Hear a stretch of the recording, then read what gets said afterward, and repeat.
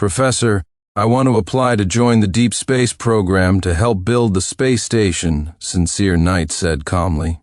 Professor Walter Davies's voice came from the other end of the phone. "Sincere, have you thought this through?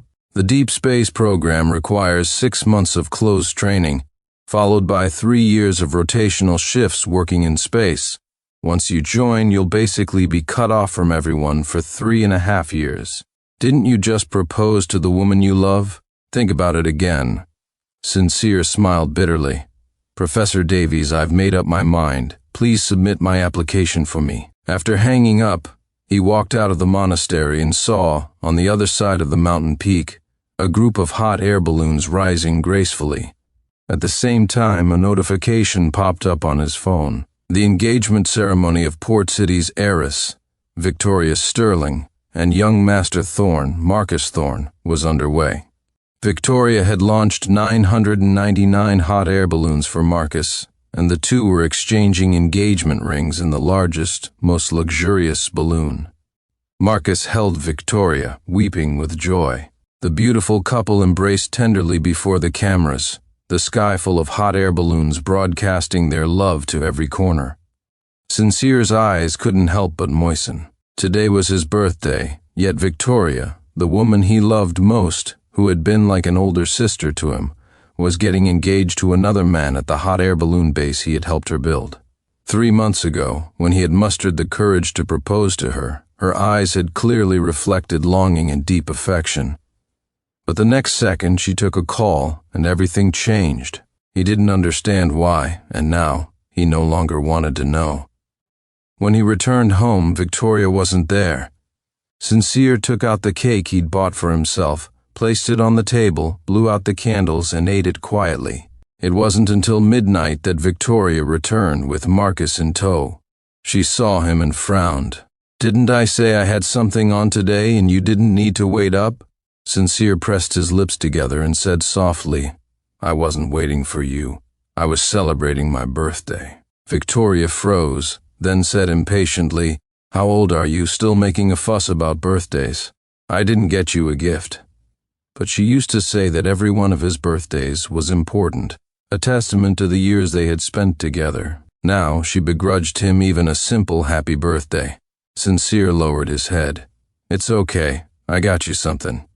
He picked up a box and handed it to Victoria. An engagement gift. Marcus snatched it first. What a beautiful bracelet, so lustrous and smooth, clearly made from fine material. Victoria glanced at it. "If you like it, take it." No, Sincere said immediately. Those were beads he had spent 6 months painstakingly polishing, one by one.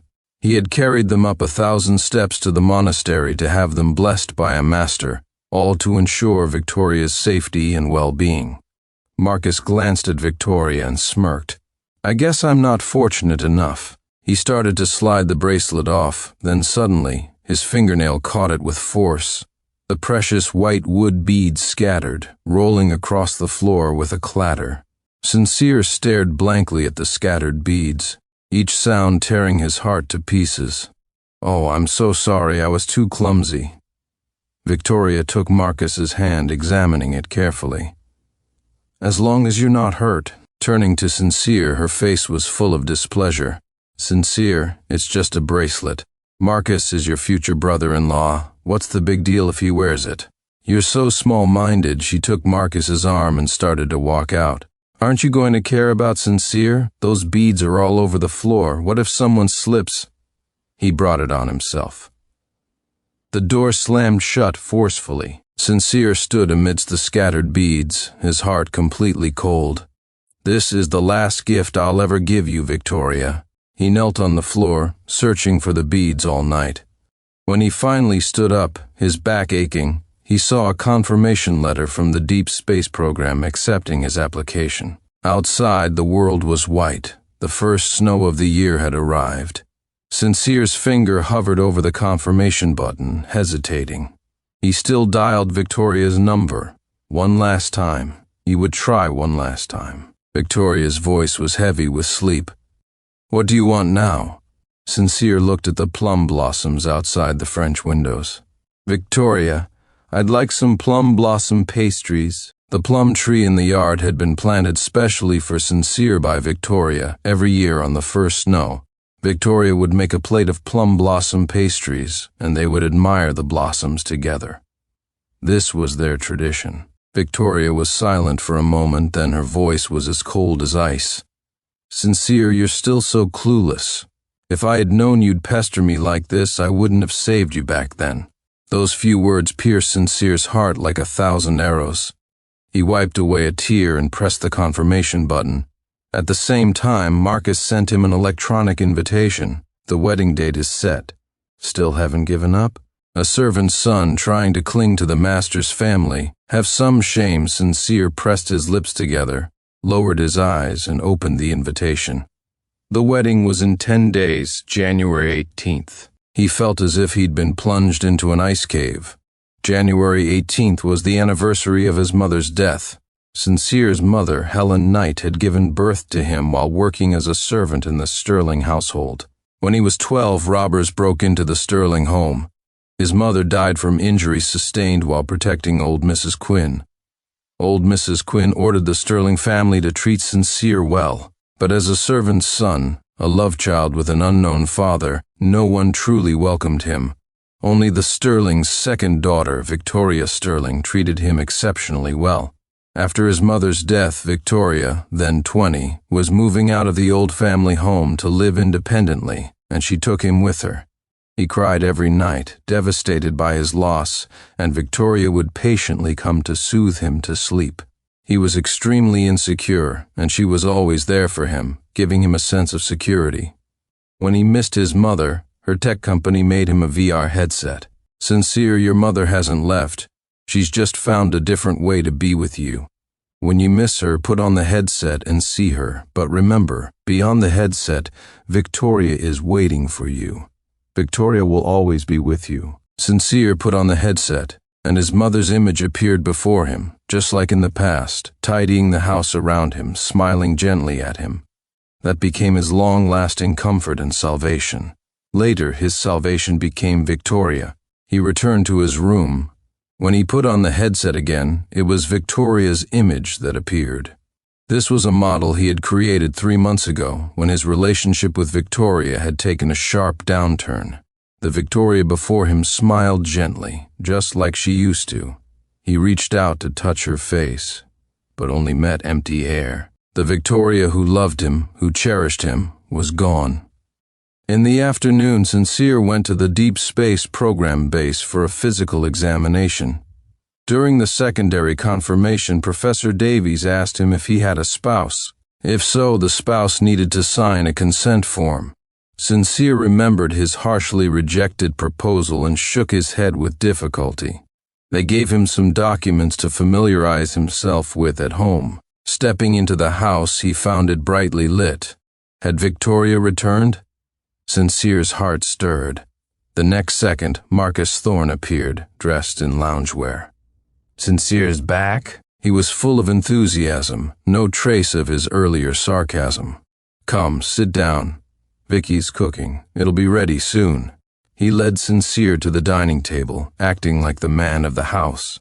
Sincere was about to say he wasn't hungry when he saw a pile of things at the door of the first-floor guest room. He froze, ran over, and rummaged through the haphazardly piled belongings, asking through gritted teeth, "Who did this?" Marcus's smile didn't falter. "Sincere, I'm sorry. Vicky asked me to pick a room to move into. I didn't know that was your room. You know, now move my things back and put them where they were." With a clatter, Victoria slammed a serving dish onto the table. "I had the room cleared out." She frowned at Sincere. "Marcus is the man of the Sterling house. Given your status, it's not appropriate for you to live upstairs." Sincere froze, a sharp, lingering pain piercing his heart. She was looking down on him. Right. She was 30 now, the head of the Sterling family, and had a fiancé of suitable standing. It was time to draw a line with someone undignified like him. He said nothing and moved his things into the guest room himself. Marcus hypocritically called him to dinner, but Sincere ignored him. The two of them ate in the dining room, their flirting and laughter constantly reaching Sincere's ears. He clenched his jaw tightly and tidied up his things haphazardly. Anyway, he wouldn't be living here much longer. After some time, Victoria suddenly appeared at the door, looking down at him. "Where are your documents?" Sincere was taken aback. "What?" Her hawk-like eyes stared at him intently. "Your ID and passport. I couldn't find them. Sincere, don't play these little games with me. I'm determined to send you abroad." Sincere remained silent. 3 months ago, after he proposed, she had harshly rejected him and said she would send him abroad. He naturally refused, crying and making a scene. So now it was normal for her to suspect he had hidden his documents. Sincere took his ID and passport out of his bag and handed them to her. "I'm willing to go abroad." He would be leaving soon anyway and didn't want to argue with her anymore. Seeing his compliance, a flicker of surprise crossed Victoria's eyes. A strange surge of anger rose within her, and her hand snatched the documents with some force. Thud. Sincere's bag was pulled to the floor. The deep space program documents spilled out. Victoria's pupils contracted. She asked coldly, "What's this?"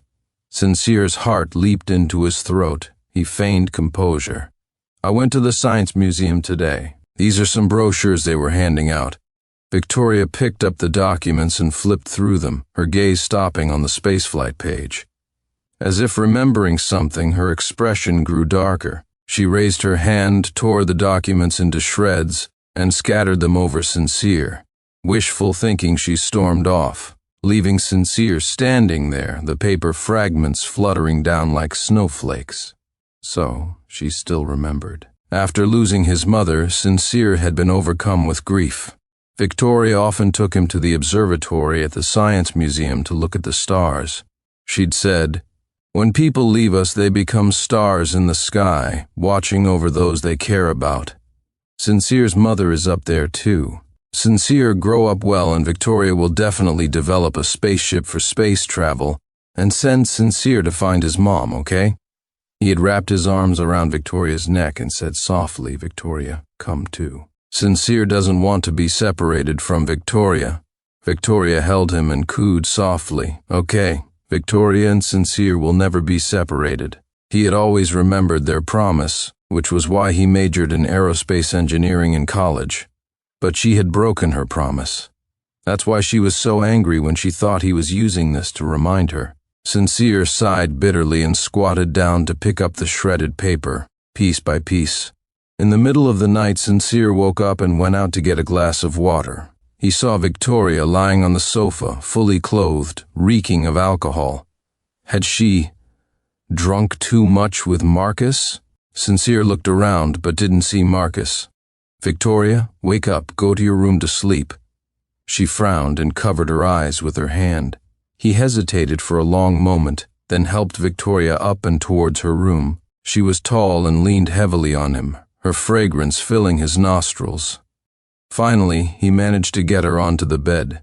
Sincere, panting, was about to leave when his waist was suddenly gripped. In a flash, he was pinned beneath her. Victoria's eyes were hazy, unclear whether she was awake or drunk. Sincere froze in fright. Just as he was about to speak, she pressed down heavily, her lips firmly covering his. He was stunned for a moment, then immediately pushed her hard. "Victoria, it's me, you're drunk," she mumbled something, but he couldn't hear clearly, struggling with all his might. He finally pushed her away. She rolled over and fell asleep again. Sincere, gasping for breath, stood up and ran out. As he turned, he saw Marcus Thorne standing at the door, his expression dark. Panic seized him. Are you that shameless?" Marcus glared at him, his eyes filled with hatred and jealousy. "Vicky raised you for 10 years, she treated you like family, and you have the audacity to crawl into her bed." "Sincere, you..." Redisgusting, Sincere said frantically. "I didn't..." "It's not like that," Marcus advanced, his burning eyes like hellfire. "I suspected it all along. Your father is unknown. You're probably the spawn of some murderer or pervert. Sure enough, you harbor such disgusting thoughts about the elder who raised you." "Sincere, you really are a pervert." Sincere retreated step by step, biting his lip, silent. Was he really not normal? Was this why Victoria had pushed him away after learning his feelings? Marcus glanced at Victoria on the bed, a malicious smile playing on his lips. Is this what your despicable mother taught you? She's dead, and you inherited her seductive ways, flaunting yourself everywhere. If Vicky hadn't stopped you, you would have bedded Wendy Sterling from the second branch of the family when you were 12. Now you're grown up, and your appetite has grown too, targeting the head of the Sterling family. You and your mother are a pair of sluts. Shut up, I won't let you slander. My mother Sincere trembled with anger. Not only did Marcus insult his mother, but he also twisted the incident from his childhood, where he was almost molested by Wendy Sterling. He couldn't bear it anymore. He lunged forward to push Marcus away, but was slapped and forcefully shoved onto Victoria's bed. Then Marcus suddenly wiped the malicious sneer from his face, put on a tearful expression, and cried, "Sincere, how could you do this? Vicky is like a sister to you." Sincere froze. The mattress beneath him shifted. He looked back. Victoria sat up in bed, her right hand on her forehead. She opened her eyes, saw him, and frowned instantly. "What's going on? Why are you here?" Marcus sobbed. "I woke up in the middle of the night to get some water, and when I came back, I saw Sincere on the bed with you." "Vicky, don't blame him. He's still young. He doesn't know what he's doing." Victoria's brow furrowed tightly. She licked her dry lips and suddenly tasted peach-flavored lip balm. She looked at Sincere's moist lips and was instantly enraged. Her hand, like an iron clamp, gripped his arm. "How dare you do this? Are you insane?" she roared. Sincere's arm throbbed with pain. "I didn't. Marcus is lying to you. He insulted my mother." "Shut up," Victoria was furious. "You're shameless yourself, and you dare to slander others, and you use your mother as an excuse. Sincere, I've spoiled you too much. That's why you've become so lawless." She ruthlessly dragged Sincere off the bed, stumbling down the stairs, and threw him out the main door. "You stay outside and reflect on your actions. You can come in when you realize you were wrong." "No, Victoria, I didn't." The main door slammed shut. Sincere cried, pounding on the door. "Victoria, open the door. I'm scared," he shouted until his voice was hoarse, but there was no sound from inside. Suddenly a clap of thunder, and lightning split the sky. Sincere flinched violently, pulling his thin pajamas tighter around himself, shivering as he hugged his knees. He was terrified of thunder.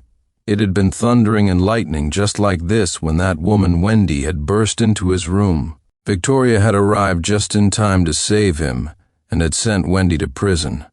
For 10 years, whenever there was a thunderstorm, Victoria would rush back to be with him, even if she was out of town. But today, for another man, she had personally pushed him into the storm. So she truly regretted it. She shouldn't have saved him. She really didn't care about him at all anymore. The icy rain pierced his body like needles. He was in pain and cold, his consciousness gradually fading as he sank into darkness. When he woke up again, he was in a warm bed, his head groggy, his body aching.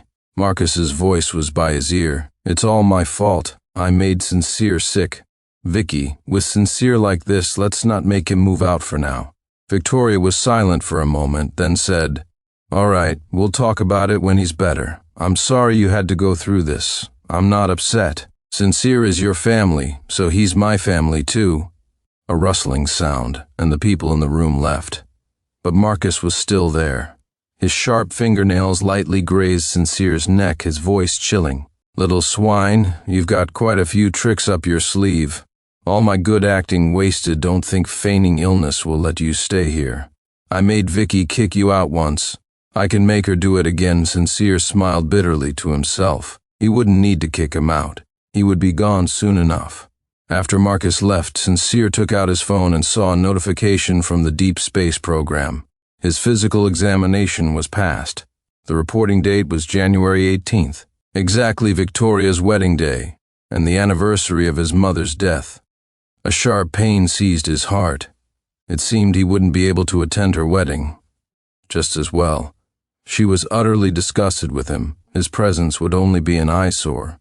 In 8 days, he would quietly disappear from everyone's world. The next day, Sincere, having regained some strength, was brought before Victoria. Marcus was feeding her a custard bun, her eyes full of indulgence and affection. A pang of pain shot through Sincere's heart, and he lowered his head. When Victoria saw him, her face darkened. She asked coldly, "Have you learned your lesson?" Sincere clenched his fists, his voice hoarse. Yes. He was wrong. He shouldn't have relied on her, shouldn't have fallen in love with her, shouldn't have seen her as his only salvation. Victoria got the answer she wanted, but she felt no joy. He stood there, eyes downcast and indifferent, a stark contrast to the boy whose eyes used to be filled only with her. Anger flared in Victoria. Casting aside the momentary softness she'd felt yesterday, she said coldly, "Move out in the next 2 days." Sincere looked up, the corners of his eyes slightly red, biting his lip without speaking. Was she really going to kick him out? 10 years ago she had personally brought him here, telling him this was his home. Now she was going to throw him out of his home? Despite the grievance and indignation, her image was finally reflected in those bright eyes again. Victoria felt the knot in her chest loosen, but she still had to teach him a lesson. Marcus is magnanimous and won't hold it against you, but that doesn't mean he doesn't care. Sincere, after doing something so shameless, it's not appropriate for you to live here anymore. Shameless. Is that how she saw him? Looking at Marcus's triumphant gaze, Sincere's heart turned icy. Fine, I understand. His obedience inexplicably pricked her heart with pain. She waved her hand irritably. Sincere's steps were unsteady as he turned and walked away. Victoria watched his retreating back, a wave of emptiness washing over her. It felt as if something important was slipping through her fingers. She shook her head. No, Sincere had nothing, only her. He couldn't go anywhere but by her side. About sending him abroad, I want to put it on hold for now. Marcus was stunned. Victoria continued, He's too willful. I'm afraid he'll cause trouble if he goes abroad, and I won't be able to get there quickly. It's better to let him stay here and mature a bit first. Marcus lowered his eyes and said meekly, All right. He caught a glimpse of Victoria staring at Sincere's retreating figure with a lost expression, and a sinister glint flashed in his eyes. Sincere went to the Deep Space Program base again. Professor Davies said, There are 2 sites for the closed training. One in a remote desert in the southwest, and one in a high-altitude mountain range in the Himalayas. You can choose one. You're a volunteer. I suggest you choose the desert facility. The Himalayan base is at high altitude. Training while battling altitude sickness is extremely tough. Usually only professionals train there. Sincere thought for a moment and said, I choose the Himalayas. Professor Davies was somewhat surprised. Why? Sincere was silent. Because Victoria suffered from irregular angina and couldn't go to high altitudes, and also because the Himalayas were the closest place to the sky. He wanted to be closer to his mother. After confirming his training location, Sincere left. He wanted to visit his mother's grave one last time. Just as he got out of the car, he was surrounded by several burly men. Sincere looked at them warily, secretly dialing emergency services from his bag.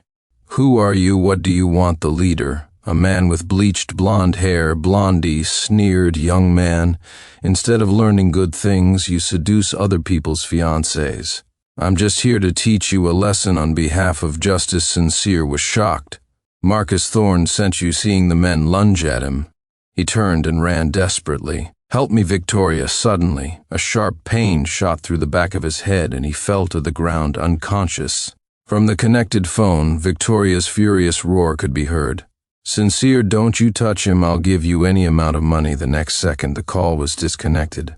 When Sincere regained consciousness, the back of his head was still throbbing. The wind was bitingly cold. He was tied to a tree.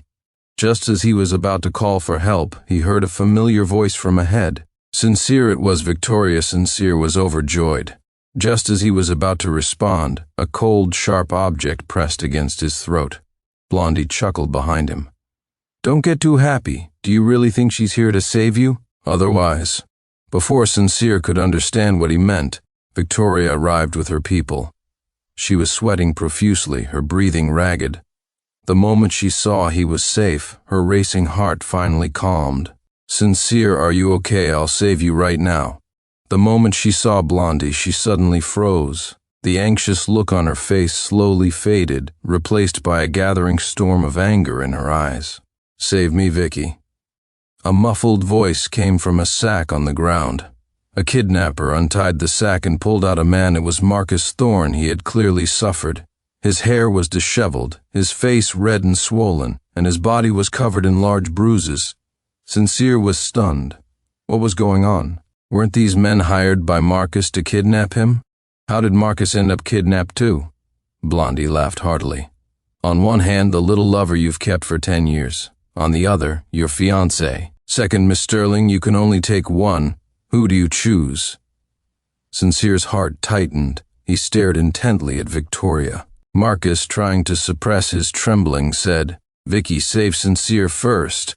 I'm from the Thorne family. They wouldn't dare." A kidnapper punched him, sending his head snapping to the side. "Young punk, who said we wouldn't dare stop?" Victoria's eyes blazed with anger.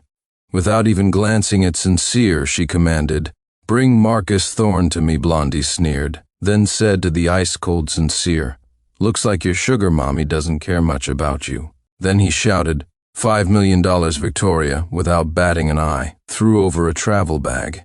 After the kidnappers checked it and confirmed the amount, they pushed Marcus towards her. She helped him up and turned to leave. Sincere couldn't hold back anymore and cried out, "Victoria, don't leave me. They were all hired by Marcus. Don't be fooled by him." Victoria's steps faltered. Blondie let out a loud laugh. Well, Mr. Thorne, looks like your little lover is breaking down. This young punk is so delicate. Are you sure you want to abandon him? Fine, I'll do you a favor. $10 million and you can take this kid." Sincere held his breath, looking at Victoria with hope, but she didn't even turn her head. "Do whatever you want with him," she said coldly. Then she strode away. Marcus looked back, a triumphant sneer on his face. Sincere felt as if he had been frozen into a thin sheet of ice, so fragile that a mere touch would shatter him into powder. Did she hate him that much? Hate him enough to leave him to vicious criminals just to be rid of him? Blondie dragged him deeper into the mountains. He was like a broken doll, numbly staring at the starry sky above. "It's better this way," he thought. "I can see Mom sooner." After all, there was no one left in this world who loved him. The kidnappers left Sincere for dead in the mountains and departed with the money. Sincere navigated by the stars, dragging his exhausted body step by step out of the wilderness. It was over 20 kilometers from the mountains to his home. He walked all night. When he pushed open the door to his house, he was utterly drained, cold, and in pain. He collapsed to the floor. Water. A pair of hands lifted him up and roughly dragged him to the sofa. "Look what you've done." Marcus's arms and legs were bandaged, his swollen face treated with medicine. He looked utterly miserable. Victoria's eyes blazed with fury. "Sincere, I thought you were just willful, but I never imagined you'd be audacious enough to stage a kidnapping." Sincere was bewildered. What did she mean? Did she think he had orchestrated this himself? Marcus said softly, "Vicky, Sincere just cares about you too much. He's still young, don't be angry." "I'm fine, see? You call this fine? You've been coddled since you were a child, never even scraped your knee. Now you're so badly injured, all because he's so thoughtless." Sincere stared blankly at the enraged Victoria. "Victoria, I'm injured too." He had walked for over 10 hours. His body was scratched by branches, and his legs were raw and bleeding from countless falls. His pants stuck to his wounds. But Victoria just looked at him coldly. "How can you compare yourself to Marcus?" Her words stabbed him, and he flinched. But she wouldn't let him off. "Stop pretending. You know very well who that so-called kidnapper was. Did you think this would break Marcus and me up, that I'd agree to be with you? Sincere, I'm not a fool. I didn't—" "It's not what you think." Sincere vehemently denied it, but Victoria wouldn't listen, pressing on relentlessly. "You were almost assaulted when you were 12, and you've been wary of strange women ever since. Now, to frame Marcus for kidnapping you, you're even willing to exploit your own scars. Was this the kind of person she thought he was? Tears streamed down his face uncontrollably. Sincere weakly tried to defend himself. I really didn't. Victoria's eyes were full of disappointment. Sincere, how could you become like this? In that instant, he felt as if his heart was being twisted by a knife. He opened his mouth to explain, then lowered his head in dejection. No matter what he said, she wouldn't believe him. This appearance in Victoria's eyes was a sign of guilt. Her anger flared, and she roughly pushed him in front of Marcus. Apologized to Marcus. Sincere looked up, his gaze meeting Marcus's triumphant one. He pressed his lips tightly and turned his face away. It wasn't his fault. He wouldn't apologize, Marcus said softly. It's okay. We're family. I won't blame Sincere. Victoria closed her eyes, her tone filled with utter disappointment. Incorrigible, you're going to America tomorrow, and you're not to come back without my permission. Sincere's head snapped up. I'm not going. He had to report to the Deep Space Program base in 6 days. He couldn't be sent to America. Victoria looked at him coldly. I've spoiled you. With your temperament, you should have been thrown out to suffer a long time ago. I've already booked your flight. You're going whether you like it or not. Sincere pressed his lips together tightly, meeting her cold gaze. She no longer cherished him, no longer believed him, no longer felt soft towards him. Her tenderness was now reserved for another. So, now only another man could persuade her. He took a deep breath, turned to Marcus's smug face, and with great difficulty lowered his head. It was my fault. I'm sorry, brother-in-law. Victoria narrowed her eyes, thinking she had misheard. Brother-in-law? Sincere never called him brother-in-law. Marcus was also somewhat surprised. Then a gleeful smile spread across his face. He patted Sincere's shoulder. Of course, your brother-in-law won't hold it against you. Then can my brother-in-law let me stay? Marcus's gaze sharpened. Sincere, swallowing his humiliation, pleaded through gritted teeth, at least, let me stay for the wedding before I go. Victoria is the only family I have left. I don't want to miss her wedding. Marcus's eyes darted around. He chuckled and put his arm around Victoria's shoulder. All right. Let Sincere witness our marriage. Then he won't have any more foolish ideas. Victoria looked at Sincere's bowed, submissive form, and an indescribable restlessness welled up in her. She should be satisfied, but hearing Sincere call Marcus brother-in-law left a bitter taste in her mouth. Marcus squeezed her hand. She snorted coldly. Since Marcus has spoken, you can stay for the wedding. After the wedding, you leave for America immediately, not a day longer. Sincere nodded silently. He promised. He wouldn't stay a moment longer. He had had enough, too. Marcus's injuries weren't serious. The next day, he and Victoria were out and about, full of life. They didn't return home again, joyfully preparing for the wedding together. Sincere, on the other hand, covered in injuries, meticulously erased every trace of himself from the house. Marcus sent pictures of their wedding attire. Sincere packed up all the clothes Victoria had given him and gave them away. Marcus sent pictures of their wedding rings. Sincere donated all the accessories Victoria had given him to charity. Marcus sent pictures of the wedding flower conservatory Victoria had arranged for him. Sincere uprooted all the roses Victoria had planted for him in the courtyard. By the wedding day, there was almost no trace of Sincere left in the house. Marcus had returned to the Thorne family home yesterday to prepare for the wedding procession. Victoria also returned to the villa alone late at night. Sincere and Victoria hadn't spoken for days, but this was the last day. After today, perhaps they would never see each other again. Sincere mustered his courage and pushed open Victoria's bedroom door. Victoria, are you still not going to talk to me? He looked down, his eyelashes like raven feathers casting a shadow, hiding the sorrow in his eyes. Seeing his haggard appearance, Victoria softened a little, but her voice remained hard. Have you given up? He nodded. I've given up. Repeated heartbreak and disappointment had long since killed the fantasies in his heart. Victoria looked at the redness at the corners of his eyes, not quite believing him, and warned, Today is Marcus's and my big day. Don't even think about pulling any stunts. No matter what you do, I will only marry Marcus." Sincere kept his head down, his voice calm. "I won't. Don't worry, I'll never bother you again." Seeing his calm and resolute demeanor, Victoria's heart felt as if it were squeezed by a large hand sore, swollen, and inexplicably flustered. In the silence, Sincere suddenly said, "Victoria, come with me to see Mom one last time." Victoria was silent for a moment, then agreed. The two of them took offerings and got into the car, not speaking a word the entire way. As they neared the cemetery, Victoria's phone suddenly rang. "Vicky, there are some wedding details that need rehearsing. Come quickly." Sincere turned to look at her. "Victoria, we're almost there. Just a little while. 10 minutes, maybe." He just wanted her to see his mother, to put his mother's mind at ease.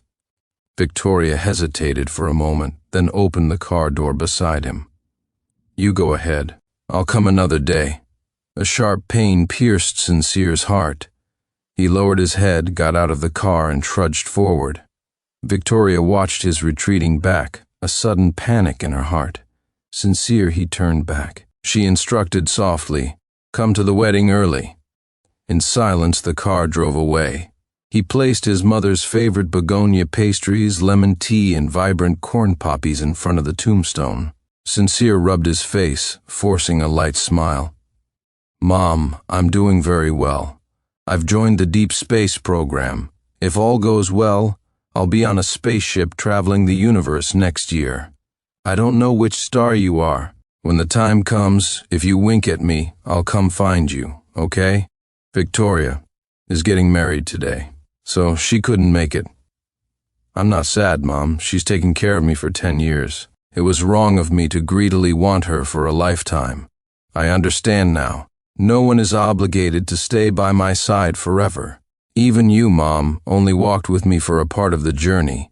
From now on, I'll walk my own path." Sunlight broke through the clouds. The sound of church bells echoed from afar. Sincere looked towards the distance in a daze. The wedding had begun. On the red carpet, Marcus Thorne, dressed in his wedding suit, walked step by step towards the woman he had loved for many years. Victoria, however, seemed distracted.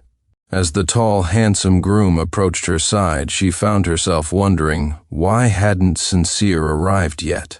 At that moment, Sincere gave a final kiss to his mother's photograph on the tombstone and got into a car heading for the airport. The scenery outside the window flew by, and scenes from his past with Victoria flashed before his eyes like a revolving lantern. In the church, the priest solemnly asked, "Whether he is rich or poor, in sickness or in health, will you take him as your husband?" Victoria remained silent for a long time. Marcus called her name anxiously. "Vicky." Victoria couldn't hear him, looking around everywhere. It felt as if there was a hole in her heart, and her entire being was slowly draining away. Where was Sincere? Why couldn't she find him anywhere? In the car, Sincere took out his phone, pinched the SIM card, and held it out the window, letting it be carried away by the wind. From now on, all past events would fade away with the wind. Victoria, on the high platform, seemed to sense something. She suddenly pulled her hand away from the groom, jumped off the stage, and abandoning everyone, rushed to her car. Sincere wasn't there. She had to find Sincere. Sincere's car suddenly braked hard. He lurched forward, and the bracelet he had prayed over to keep Victoria safe slipped from his wrist.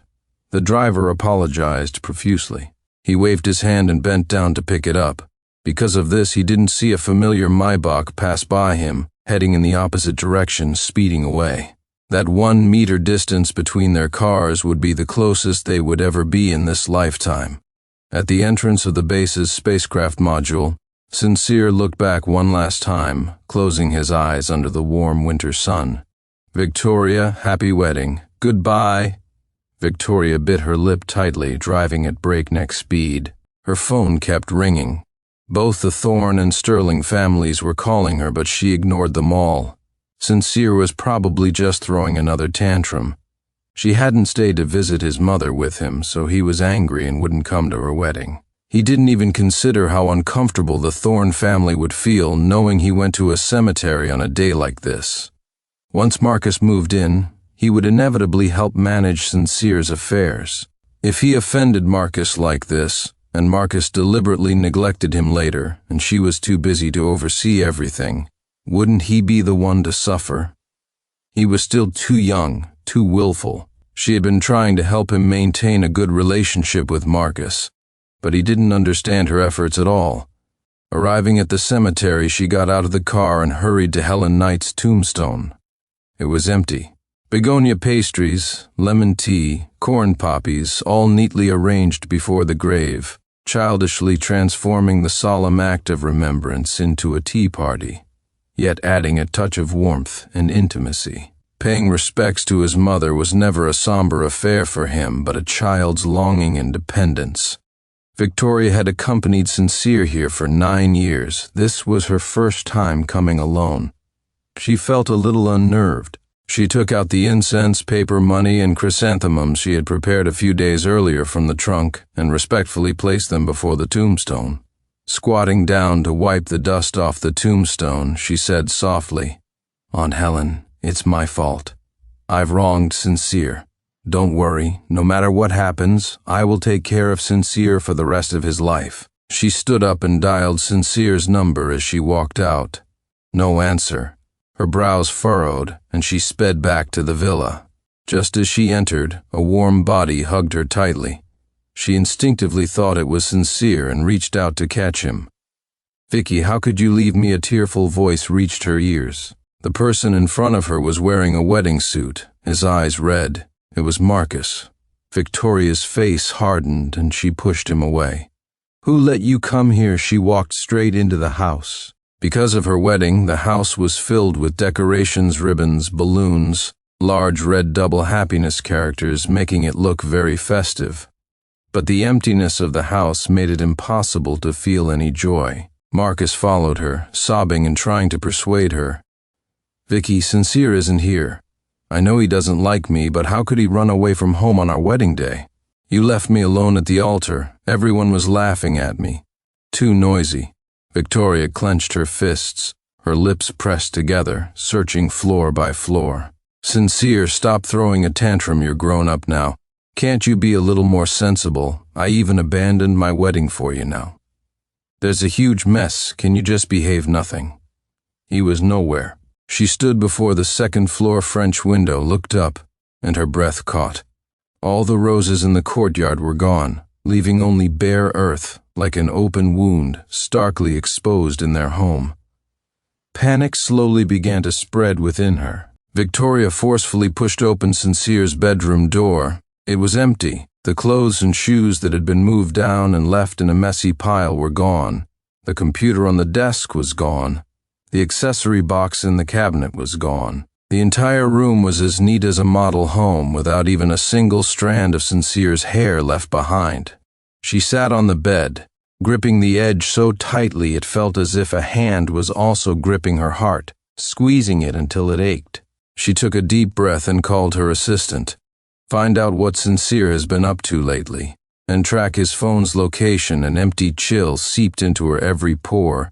She felt cold to the bone, inside and out. Outside the door, Marcus clenched his fists in resentment, a flash of hatred in his eyes. That pretty boy, even after leaving, he still had Vicky all worked up. No, today's wedding must be completed, otherwise how could he ever show his face in Port City again? Lifting his head, he put on a wronged expression again and shuffled to sit at Victoria's feet. Marcus always knew how to make women feel sorry for him. He rested his pale face on her knee, looking up at her weakly. "Vicky, Sincere is just throwing a tantrum and hiding somewhere. He's a grown man, he'll be fine. Let's go finish the wedding first, okay?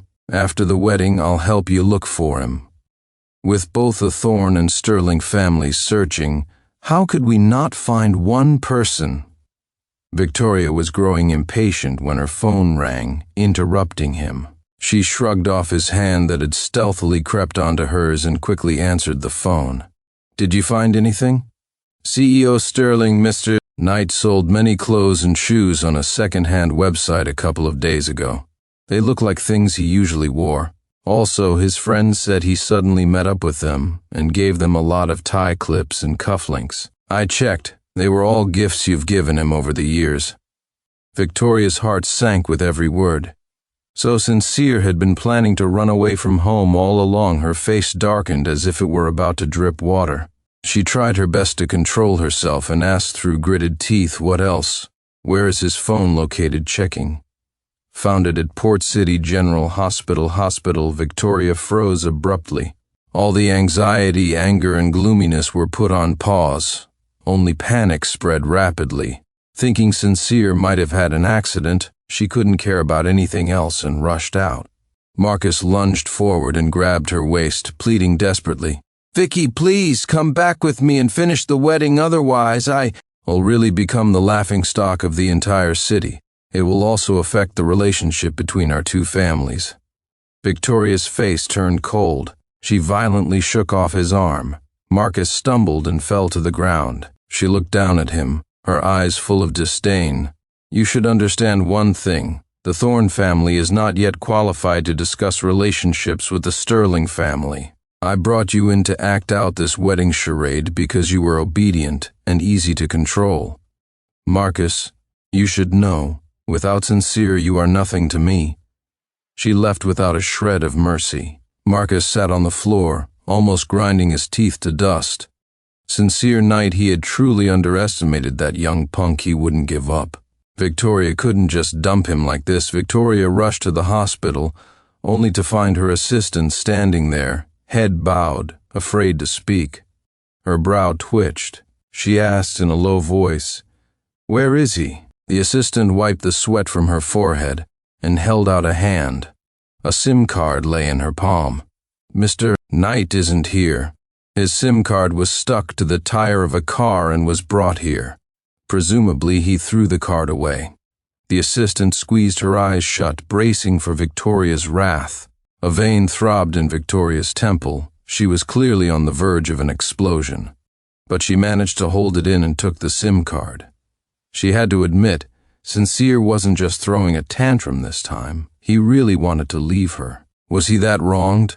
Enough to discard their 10-year bond, to discard her who had cherished and loved him like a sister? Had she gone too far? But this was the only way. If she let their feelings continue, it would lead to a terrible mistake. Victoria's fingers trembled slightly as she picked up the dusty SIM card and inserted it into her own phone. The card wasn't damaged. Countless messages flooded her phone. Hundreds of missed calls, all from the Sterling family looking for him. Hundreds of unread messages, also all saying he was being thoughtless and telling him to come back quickly. Victoria quickly scrolled through them, feeling increasingly uncomfortable. He was hers to guide, who were others to reprimand him. Scrolling further up, her gaze stopped. It was Marcus. He had sent Sincere hundreds of messages.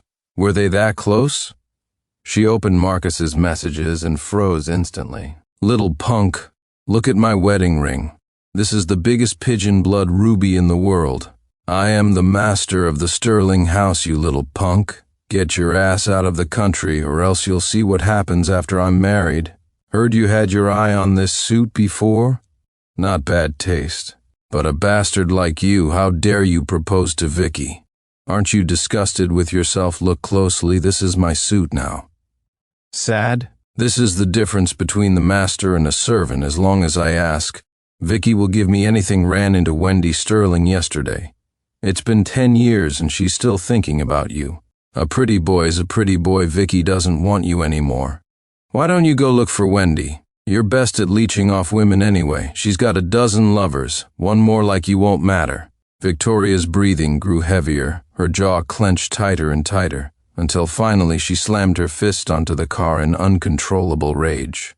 Marcus Thorne. How dare he? He had pretended to be so obedient and sensible, swearing to heaven that he would treat Sincere like his own brother.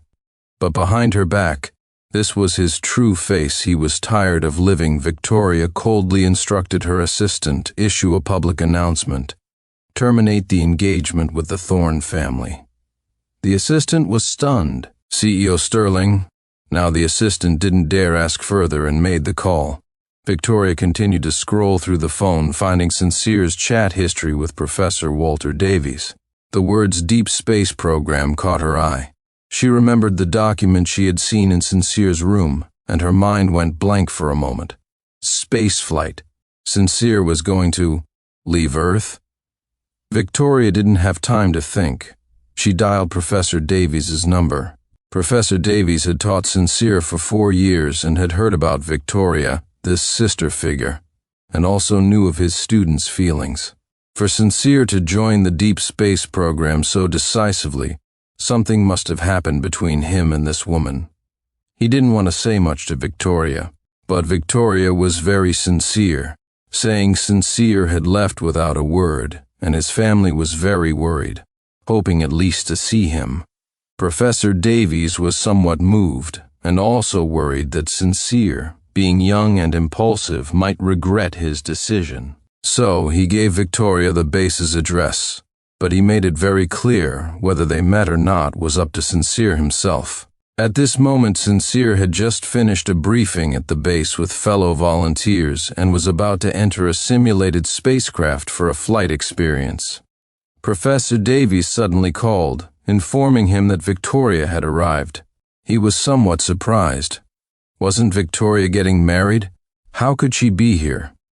After a long silence, he said firmly, "Professor, I don't want to see her. Please don't let her in."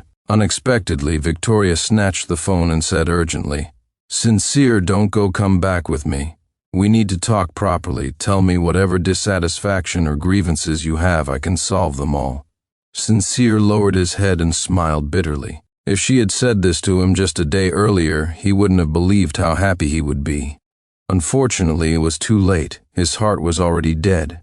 Sincere shook his head gently. "Victoria, I don't need you to do anything for me. I'm grown up now. I should be independent. Thank you for raising me. You should live your own life too. I haven't said it yet, but happy wedding."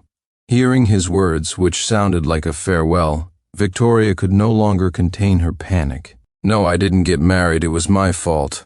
I didn't realize sooner that Marcus was bad to you. Sincere, come back, be with me. Didn't you say you wanted to be with me forever and never be separated?" Sincere's nose tingled. So she remembered everything.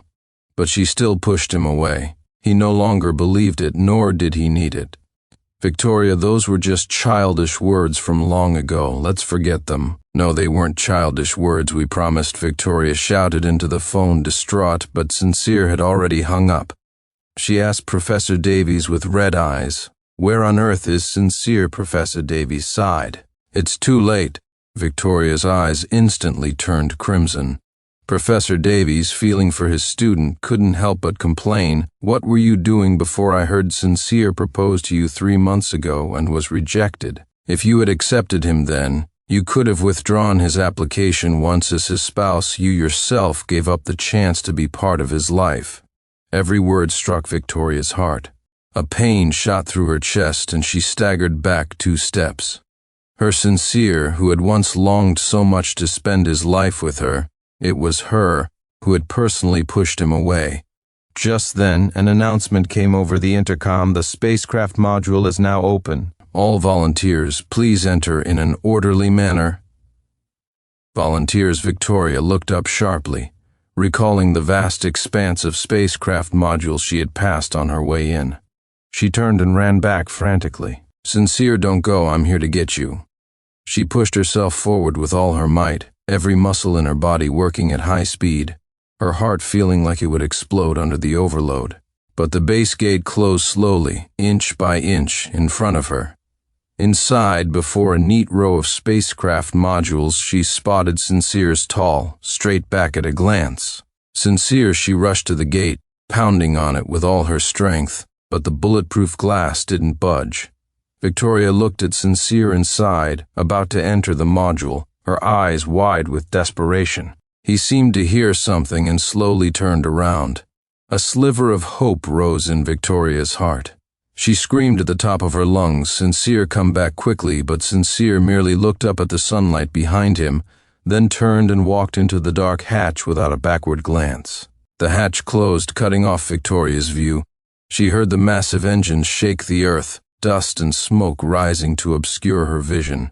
When everything settled, there was nothing before her eyes. The person who had been rooted in her heart for 10 years, who had long since grown into her flesh and blood, was gone.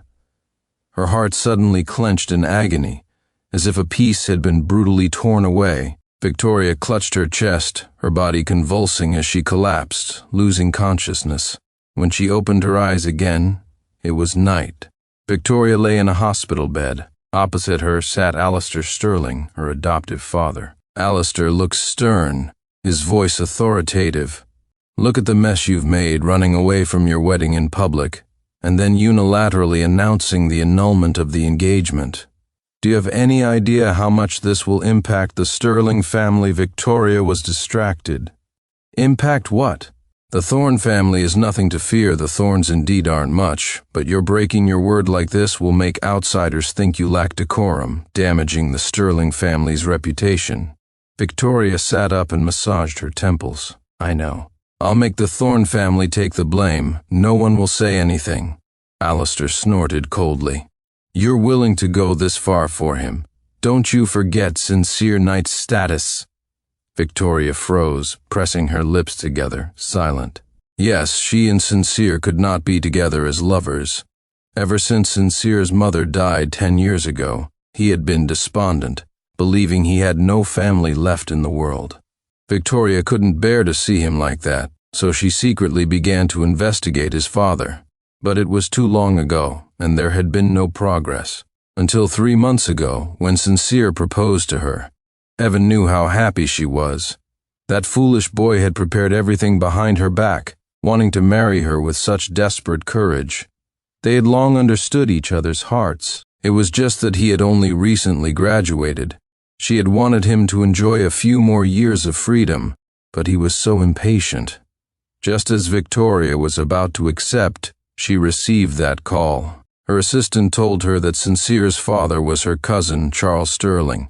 She and Sincere were blood-related aunt and nephew. Her mind had gone completely blank then, utterly lost. She knew they had made a terrible mistake. This relationship absolutely could not continue so. She painfully rejected Sincere and quickly got engaged to Marcus Thorne. As Sincere grew older, rumors and speculations about them had increased. She had to distance herself from Sincere as quickly as possible. Otherwise, if news of his true parentage got out, the ensuing scandal would crush him. Marriage was the best way. But Sincere was too stubborn. He refused to believe she had changed her heart. She had to harden her heart and push him away, hurt him again and again.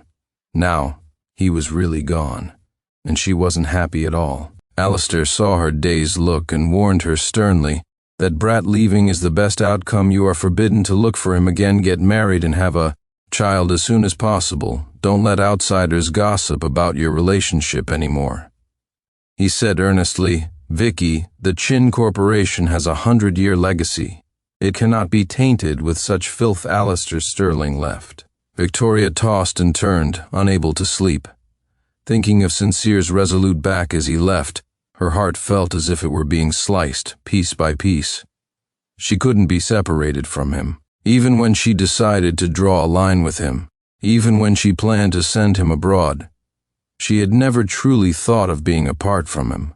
Even if they couldn't be husband and wife, she wanted to protect him for a lifetime. She would arrange the best life for him, let him live happily for a lifetime in a place under her control.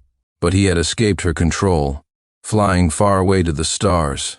She couldn't accept it, and she would never let go, no matter where he was, in heaven or on earth. She would bring him home in the latter half of the night. Victoria finally drifted into a hazy sleep. In her dream, Sincere and she were back to their most intimate moments. She wasn't fully awake, and he playfully brushed her eyelashes. She grabbed his hand and buried herself in his embrace. "Stop messing around, Sincere." Suddenly, a strong scent of cologne assaulted her nostrils. Victoria's eyes snapped open. There really was a man on top of her. Victoria froze for only a second before forcefully shoving the person off her. "Marcus Thorne, are you looking to die?" Marcus fell to the floor with a painful cry, his eyes red as he looked at Victoria. "Vicky, Dad said you were sick. I came to see you. How are you? Does it still hurt?" Victoria thought of those messages on Sincere's phone, and her disgust for this man became irrepressible. "Still daring to pester me." "Marcus, do you really think I don't know what you've done?" Marcus's expression stiffened. What did she know? But then he thought, Sincere wasn't even here. As long as he denied it to the death, what could Victoria do? So he feigned composure and said, "What are you talking about? I haven't done anything." "Vicky, why did you suddenly want to call off the engagement? Did Sincere say something to you? You know he's never liked me. His words are childish and can't be taken seriously." Victoria didn't want to waste words on him. She directly showed him the chat log between him and Sincere. He was shocked, staring at the phone for a long time, then said sharply, "It's fake. How could I say such things, Vicky? Believe me, I didn't say that. How could Sincere use fake chat logs to frame me?" Victoria almost laughed at his shamelessness. "Are you saying I should go pull your communication records now?" "No," Marcus shook his head desperately. Seeing he couldn't hide it anymore, he lunged forward and hugged her legs, crying, I didn't mean to, Vicky. Sincere never accepted me. I just cared about you too much. I wanted to marry you so badly." Victoria gripped his chin and lifted his face, her expression cold. "Go back and tell your dad, Arthur Thorne, that the Sterling family is not going through with this marriage, and the fault lies with you, Marcus Thorne. Your Thorne family must publicly admit within today that the annulment was your fault and issue a public apology.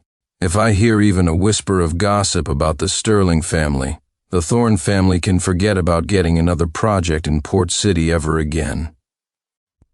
Marcus looked at Victoria in terror. "No, Dad will kill me, Vicky. Please don't abandon me. I'll never dare again. I'll help you find Sincere. I'll kowtow to him and apologize. Please don't call off the engagement, okay?" Victoria smiled sarcastically. "Don't worry, I'll make sure Arthur leaves you with a breath. When Sincere comes back, I'll let you kowtow to your heart's content." Marcus was thrown out of the hospital room before he could say another word. He wiped away his tears, his heart filled with resentment and hatred for Sincere. He was just one step away from marrying Victoria. It was all that pretty boy's fault. If he found out where that pretty boy was, he'd sell him to a brothel, let him seduce women. Then he was storming towards the elevator when a pair of hands suddenly dragged him into the stairwell. "Young punk, where's the money?" Marcus was slapped across the face. He looked closely and saw Blondie, the man who had kidnapped him and Sincere a few days ago. He paled. "What are you doing here?" Blondie spat. "You think I want to be here? Where's the $5 million you promised?" Marcus gritted his teeth. "I told you I'd give it to you after Vicky and I got married," Blondie sneered. "Stop pretending everyone knows CEO Sterling dumped you. Still dreaming of marrying into a rich family. I don't care. I want my $5 million, not a cent less otherwise. I'll go tell CEO Sterling that you hired me to kidnap her little lover and frame him. No, Victoria must never find out about this. Otherwise, he'd truly be finished." Marcus gritted his teeth. "I'll give you that villa in Riverside Gardens. It's worth more than $5 million.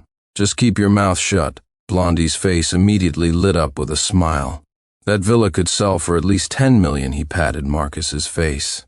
"I knew Mr. Thorne was a straightforward man. Let's go. Transfer the ownership now." Just as he pushed open the stairwell door, he was suddenly punched in the face and knocked to the ground. Ouch, who doesn't want to live? Marcus saw Victoria standing at the door with a sinister expression, and he backed away in terror, trembling against the wall. "Vicky, it's not what you heard. I can explain." Victoria stepped on Blondie's hand and approached Marcus step by step, her eyes blazing with fury as she watched him tremble. This was the man who had deceived her with his clumsy acting and driven Sincere away. How could she have been so foolish as to believe this man and not Sincere, whom she had raised herself? No wonder he had left her so resolutely. She had disappointed him. She looked at the man trembling like a leaf before her, a cold arc forming on her lips. "Good news. Your father won't have to publicly apologize with his entire family. The Thorne family of Port City will disappear tonight, and you, Marcus Thorne, will live in poverty for the rest of your life, never dreaming of setting foot in high society again."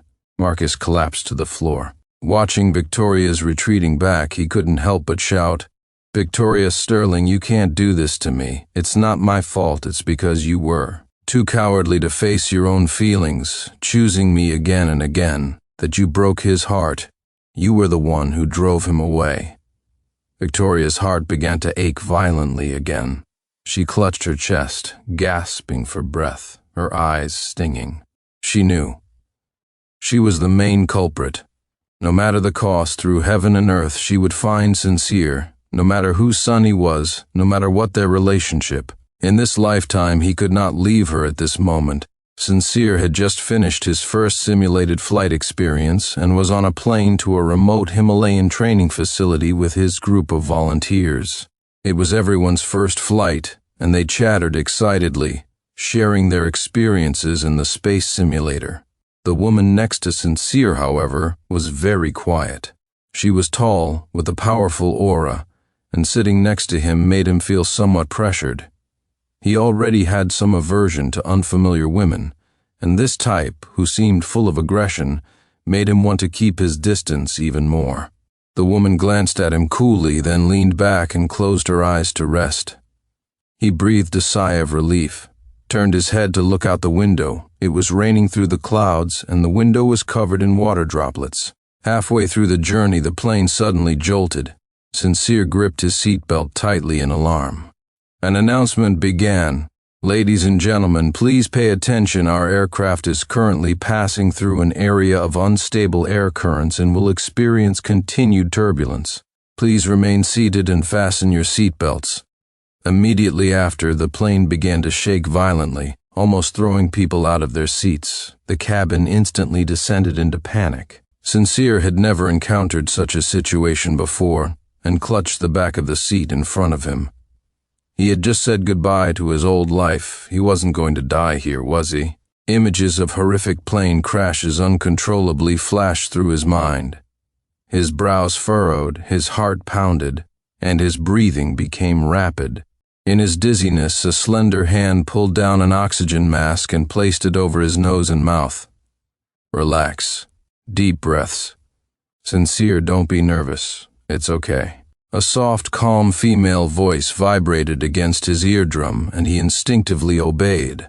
A strong hand gently stroked his back up and down, gradually calming his frantic heart.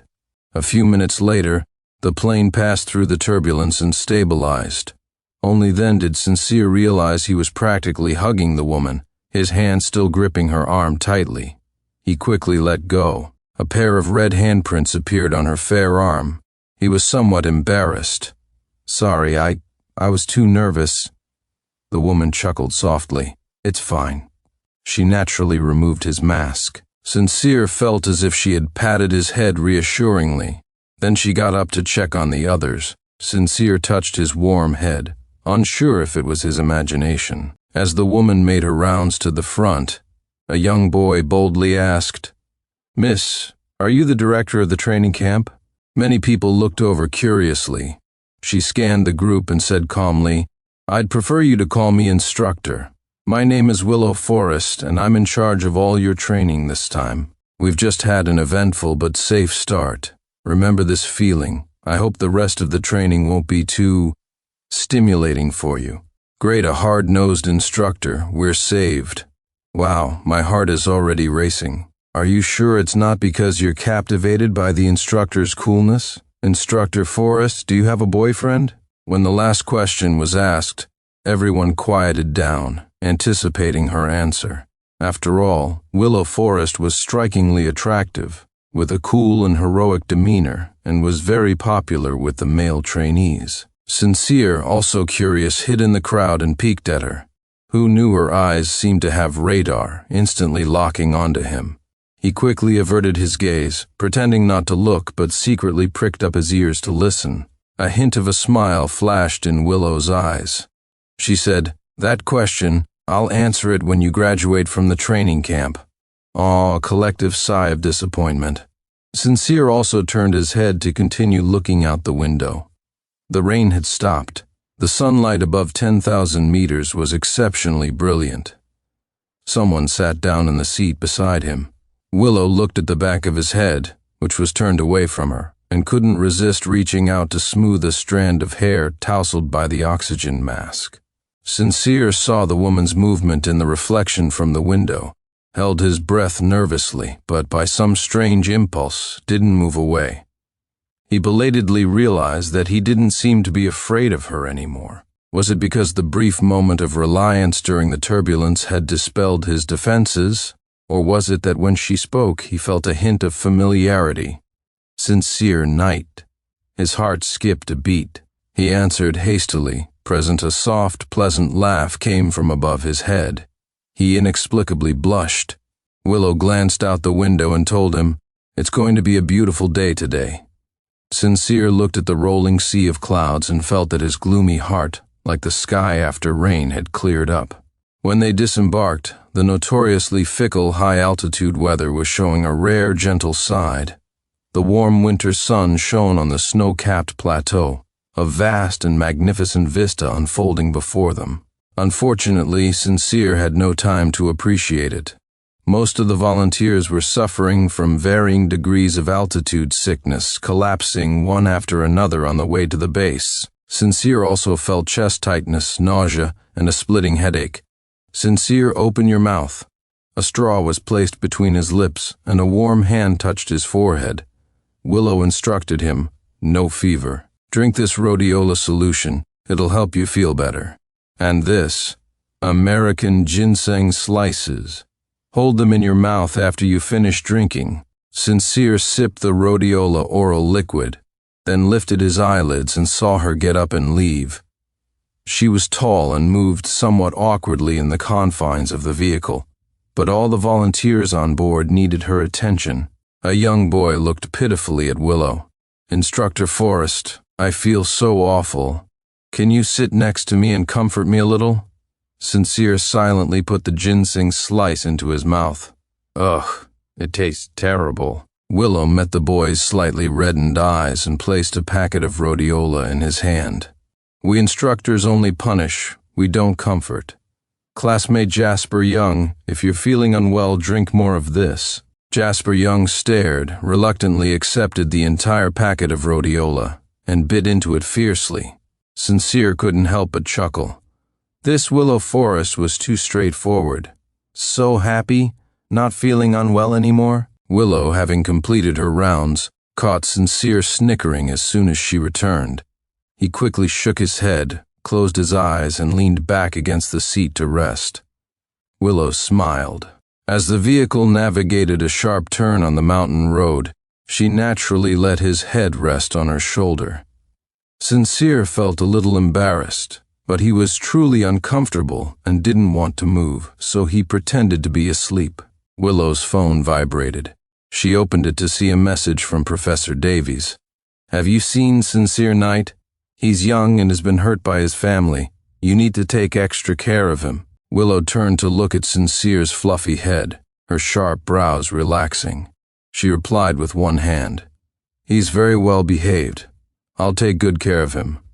By the time they reached the base, it was already dark. Everyone, still recovering from altitude sickness, was listless. Willow announced the wake-up time for training the next day and told them to eat quickly and rest. Sincere had no appetite at all and went straight back to the dormitory. Just as he finished tidying up and lay down, someone knocked on the door. He opened it to see Willow. "Instructor Forrest, is something wrong?" Her clear eyes gazed at him quietly. "You didn't eat?" Sincere shook his head. "Couldn't eat." She handed him a thermos and a lunchbox. "Eat something. It's especially important to replenish nutrients after altitude sickness. Training starts tomorrow. If you don't eat, your body won't keep up. I know you don't have an appetite now. This is sweet tea and rich cheese. Eat some if you get hungry tonight. It'll give you a quick energy boost." Sincere was somewhat stunned. Willow raised her hand as if instinctively wanting to pat his head, but then restrained herself, nodded at him, and left. Sincere looked at the items in his hand, thinking, didn't she say instructors don't take care of people? Just as he was about to close the door, Jasper Young suddenly appeared outside. The dormitory was a two-person room. Jasper was his roommate. He smiled at Jasper. Jasper glanced at the things in his hand, snorted coldly, and walked into the room with his head held high. Sincere sighed. He'd been marked as a rival, and it was only the first day. Such a femme fatale. He closed the door, went inside, opened the lunchbox, and placed it in front of the pouting Jasper. Want some? Instructor Forrest said we should eat it together. Jasper looked at him suspiciously. Really? Wasn't it specially delivered for you? Sincere waved his hands repeatedly. Of course not. Instructor Forrest treats everyone equally. Jasper stared at the box of cheese for a long time, then picked up a piece and took a fierce bite. He mumbled, even if it was for you, I'm not afraid I'm going to compete with you. Fairly Sincere chuckled. He had seen him swallow. He was clearly craving the cheese. Such a gluttonous boy. On the first day of training, Willow Forest promised they would adapt gradually, starting with the simplest vestibular training. Trainees had to wear blindfolds and sit in a multi-axis spinning chair, rotating 360 degrees at a speed of 2 seconds per revolution, accompanied by various movements up, down, left, right, forward, and backward to simulate the weightlessness and spatial disorientation astronauts experience in space, thereby improving their anti-vertigo capabilities. It seemed simple, and some even thought it was like a giant pendulum ride at an amusement park, eager to try. As a result, no one could last more than 30 seconds. 22 volunteers vomited 23 times. One even vomited again just watching Willow spin for 15 minutes. Everyone lost all composure from vomiting. Jasper Young couldn't even last the 2 seconds Willow took to help him down, vomiting directly onto her. Sincere, seeing Jasper's expression as if he wished he could die on the spot, felt immense sympathy. Who would want their goddess to see them in such a state? Willow, however, was calm, presumably having seen such scenes many times. When it was Sincere's turn, Willow happened to leave to take a call. He quickly climbed onto the chair and had the assistant instructor press the switch. After 25 seconds of a spinning world, he too couldn't bear the dizziness and pressed the emergency stop button. Stars exploding before his eyes, he staggered off the chair, the contents of his stomach already surging up to his throat. Before he could take a wobbly step, a sickness bag was handed to him, and mouthwash was tucked into his pocket. He buried his head in the bag and vomited everything out. A familiar hand began to stroke his back again. Sincere froze. Willow was back. An inexplicable thought arose in his mind. He didn't want to appear so pathetic in front of her. So Sincere, without lifting his head, walked to the trash can, head bowed, tied up the sickness bag like a thief, threw it in, and quickly rinsed his mouth and wiped his lips. When he turned around, Willow was already training the next volunteer. Jasper suddenly approached, looking at him mournfully. Sincere felt his scalp tingle. Well, what's wrong? I give up. What? I'm not pursuing Instructor Forrest anymore. He looked completely dejected. I didn't lose to you. I lost to my own vomit. Sincere couldn't help but chuckle. Instructor Forrest has probably seen it all. She wouldn't mind. But she minds you, huh? Jasper looked envious. She treats all of us the same. Let us fend for ourselves. But when you came out, she was the first to offer you a sickness bag and mouthwash. She knows you care about your image, so she let you be the most dignified vomiter among us. That Ice Queen noticed even such a small detail. If this isn't love, I'll live stream myself eating crap while doing a handstand. Sincere's heart trembled. You're overthinking it. Jasper looked at him sourly. I'll bet my 38 ex-girlfriends against you. She definitely likes you. Sincere's cheeks flushed red, and he quickly ran away. Jasper watched his retreating back and made a face. He had clearly been afraid of embarrassing himself in front of her too. Sincere, oh Sincere, you don't even know it yourself, but you're starting to fall for her. The days of closed training were monotonous, and the training content became more challenging to human limits each day. If they couldn't pass the assessment after 6 months of training, they would be eliminated from the deep space program. Jasper complained incessantly every day, and Sincere also struggled to adapt. His physical condition wasn't the best, and training was strenuous every day. He even stayed behind voluntarily for extra practice at night. Jasper, holding his lunchbox, ate heartily while watching Sincere practice vestibular exercises in the training room, spinning in circles. He shook his head repeatedly. With that kind of perseverance, you'll succeed at anything. Seeing Sincere's narrow waist, he looked at a loss for words again. Are you treating the deep space program like a weight loss camp? Your waist is inches thinner than when you first arrived. Sincere had just finished a short segment. He closed his eyes, waiting for the dizziness to pass, and mumbled, "Can't help it. This kind of training, if I eat, I puke. I'd rather go hungry." Jasper rolled his eyes at him and stuffed another large mouthful of food. Without sufficient nutritional supplements, training will only be half as effective. A soft female voice suddenly sounded. Jasper almost choked. Cough. Instructor Forrest. Sincere instinctively tried to stand straight, but as soon as he let go of the wall, he started to fall backward. A pair of slender yet strong arms caught him. Careful. The warmth that enveloped him made his face flush red. Jasper tapped his lunchbox and whistled at them. Willow glanced at him askance, and he took the hint and left. Sincere felt a little embarrassed. "Instructor Forrest, I can manage on my own." Just as he was about to straighten up, his scalp tightened, and he fell back onto her shoulder. A strand of his hair had caught on her zipper. "Don't rush, let me." Her delicate white hands worked meticulously, untangling the hair strand by strand. Inexplicably, Sincere thought of his mother. When he was little, his mother would wash his hair with her nimble hands, gently untangling his naturally curly hair. After his mother passed away, Victoria had washed his hair, but he had too much hair, and she was very clumsy, often hurting him. He eventually cut his hair short, keeping a crew cut for several years, only starting to grow it out in college, managed by a professional hairstylist.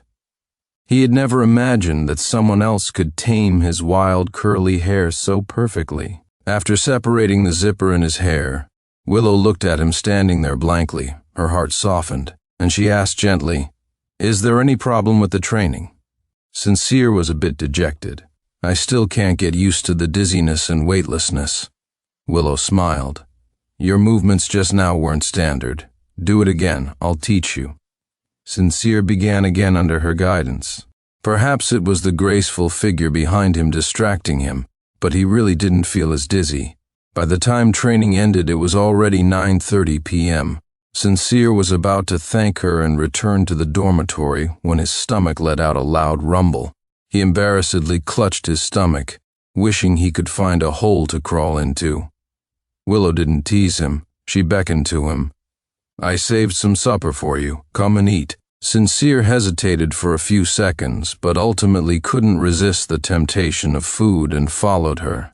Willow didn't take him to the dining hall, but to a room he had never been to before. She fiddled with something on the wall, and the ceiling above them slowly parted, revealing a vast expanse of starry sky. Sincere's jaw dropped. He was momentarily stunned. He had grown up in the city and had never seen such a boundless multitude of stars. It felt like being immersed in a river of stars with eons of time flowing around him. "It's so beautiful." Willow's lips curved upwards. She led the dazed Sincere to a chair, and the backrest automatically adjusted to a comfortable angle, allowing Sincere to gaze at the stars without craning his neck.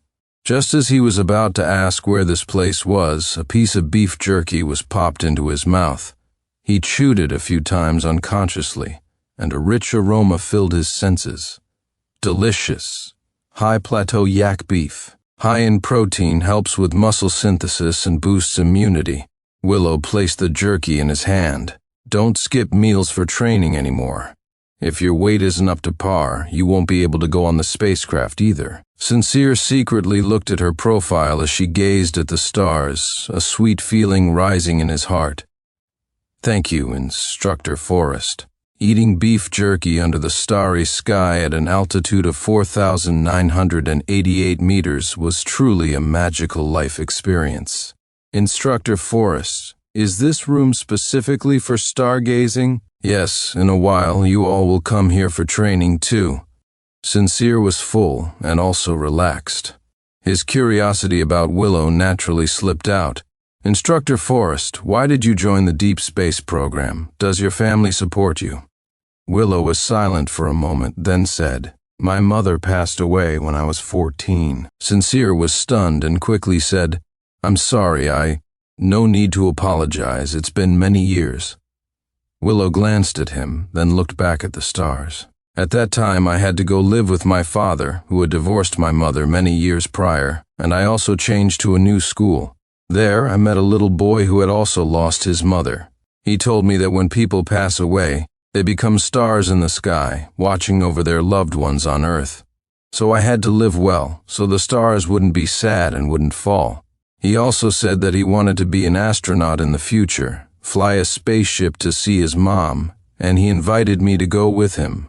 Although it was far-fetched, I was unknowingly influenced by him, and I felt that my mother hadn't left me but was watching over me in a different way. Sincere couldn't help but smile.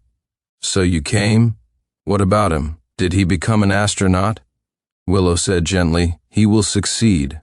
Our promise is about to be fulfilled. Sincere was already feeling sleepy. That's great. Instructor Forrest, your wishes will all come true. Willow looked at his profile and murmured, Yours too.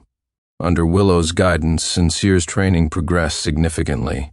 Their relationship also grew closer day by day. Willow always maintained a comfortable distance, providing him with just the right amount of care without putting any pressure on him. He unconsciously grew accustomed to her presence. Extra training together every night, and meals became a fixed routine. Jasper's late-night gossip also grew bolder. I saw Instructor Forrest's file in the base office today. She's actually Tajik. Sincere blinked. An ethnic minority? No wonder her features were more defined than most people's. Jasper poked him with a mischievous smile. I heard that women from her region are naturally blessed with great figures, all ample chests and slim waists. Sincere, have you tested that out? Sincere froze for a moment, then his face flushed crimson, and he waved his hands repeatedly. What nonsense are you talking? How would I know you don't know? You often come back late at night. You think I haven't noticed? Don't tell me it's training. If you trained until midnight every day, you'd have turned into a spinning top by now. Sincere was momentarily speechless. He wanted to say it was just stargazing, but saying that seemed to confirm the ambiguity. He suddenly realized that his relationship with Willow had already become somewhat more ambiguous than just friends. No wonder Jasper was guessing wildly. But he currently had no intention of developing a romantic relationship.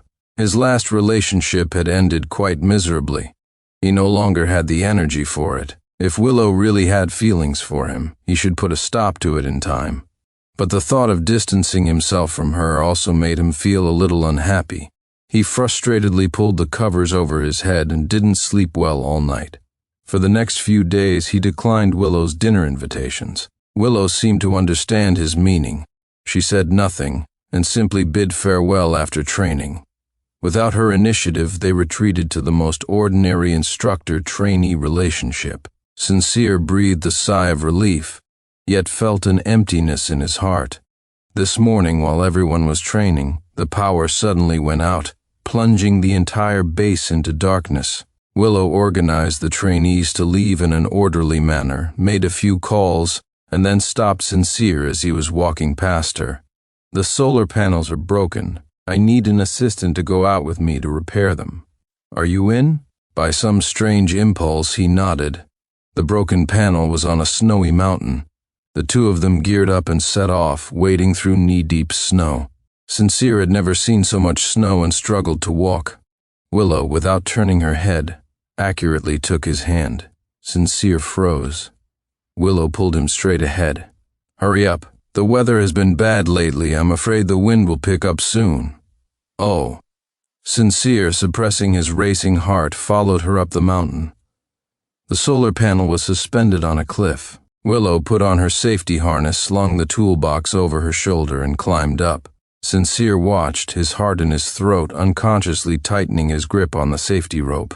Instructor Forrest, you be careful. Willow looked up, saw his nervous expression, and smiled. Relax. Don't look at me, look behind me. Sincere looked up into the distance and was instantly stunned. Sunlight broke through the clouds, illuminating the continuous snow-capped mountains, outlining them with a golden rim.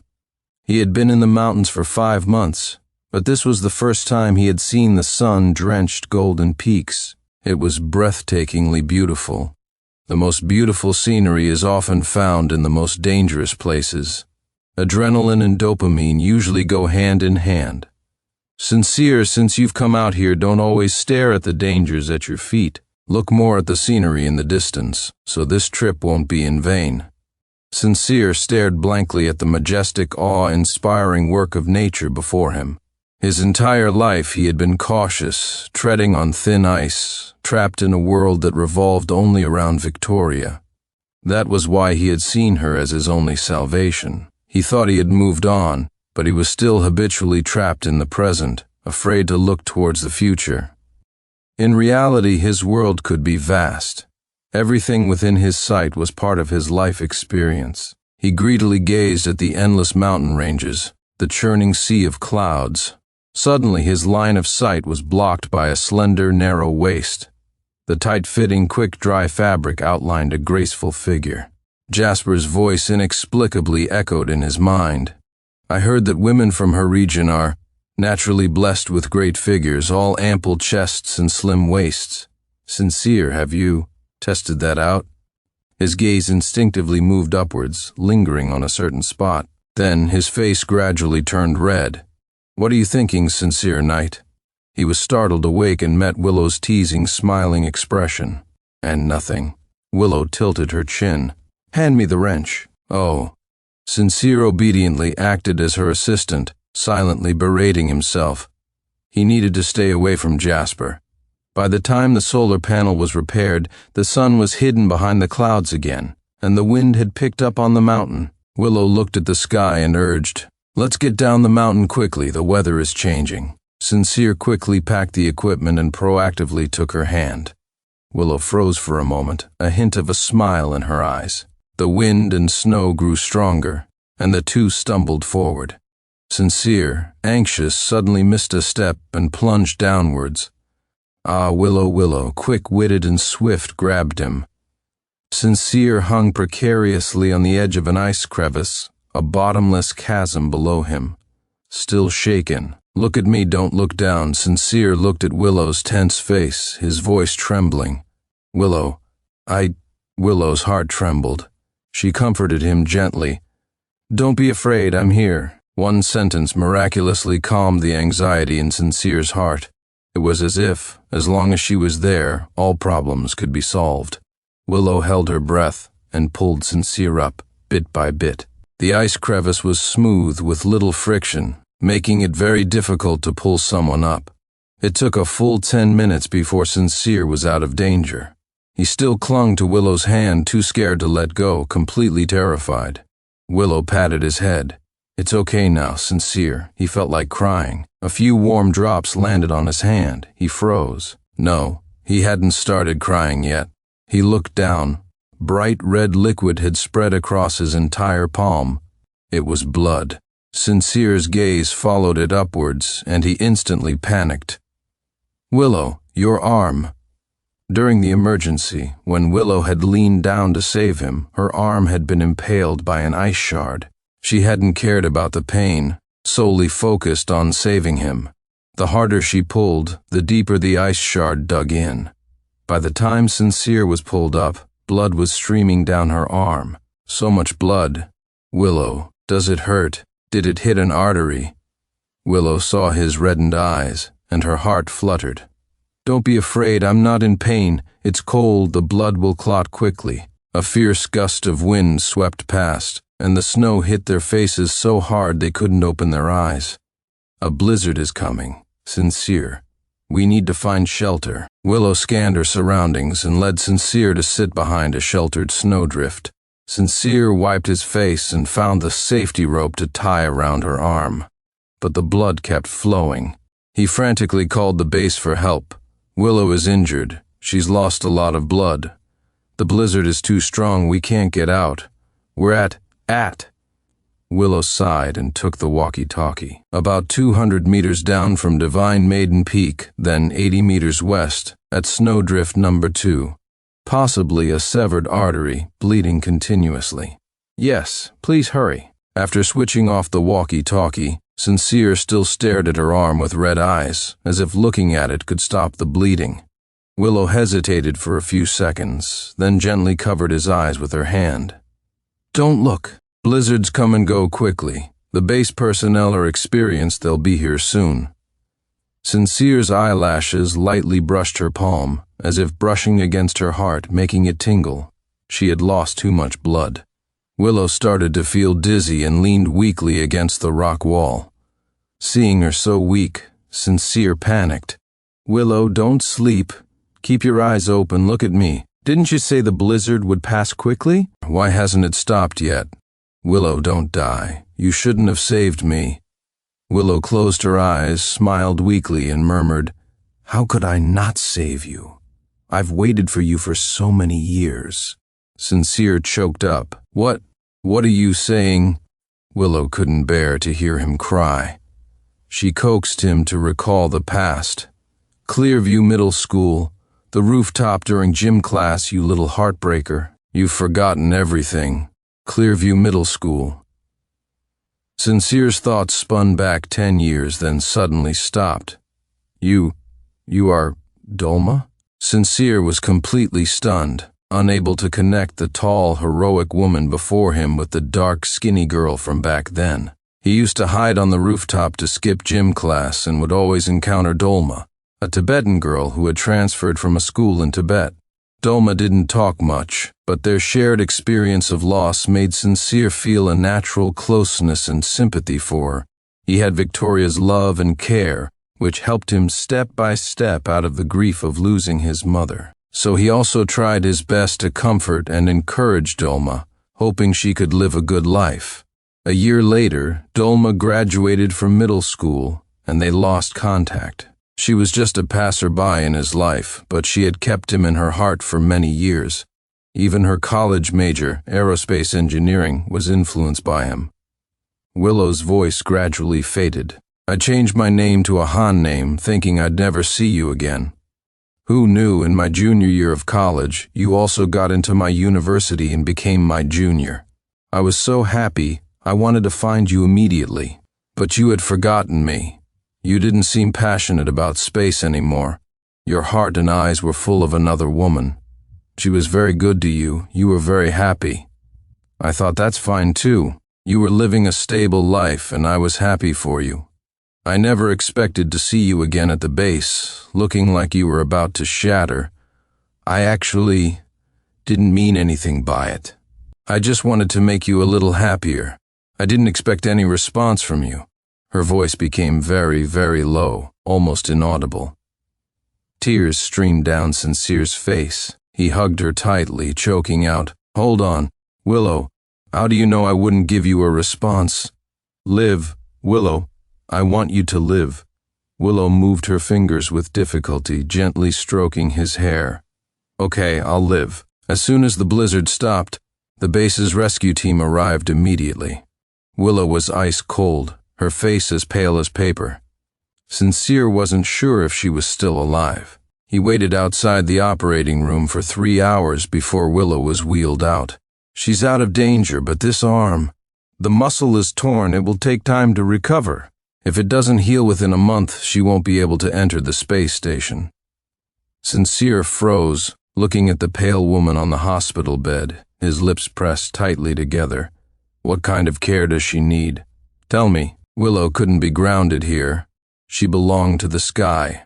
Sincere began to learn massage techniques from the doctor every day.